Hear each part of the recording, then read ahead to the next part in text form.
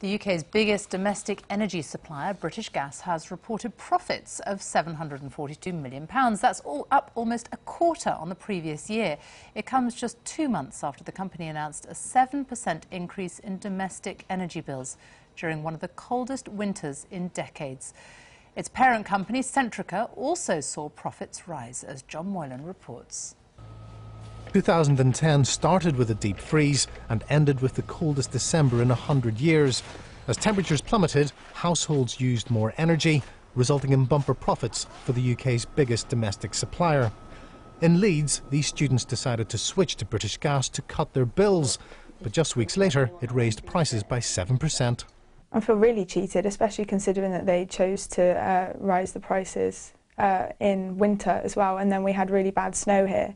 So we were left with, we had no option but to have the heating on all the time, and the snow was so bad as well, and we're students, we can't afford like massive gas and electric bills. In 2010, operating profits at Centrica hit £2.4 billion, helped by some big acquisitions. At British Gas, profits also soared to £742 million. That's a 24% rise, and some are asking whether it can be justified.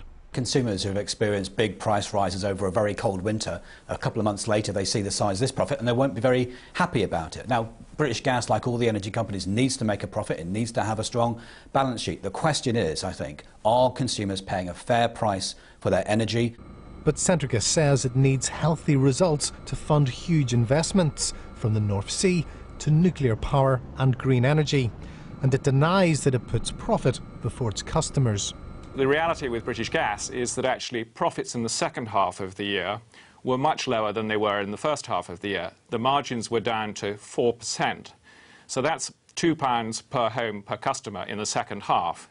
So the real point here is that actually we delayed putting our prices up as long as we could. But these bumper profits couldn't come at a more delicate time. Within a matter of weeks, Ofgem, the industry regulator, must decide whether to refer the entire sector for a full competition investigation. John Moylan, BBC News in central London.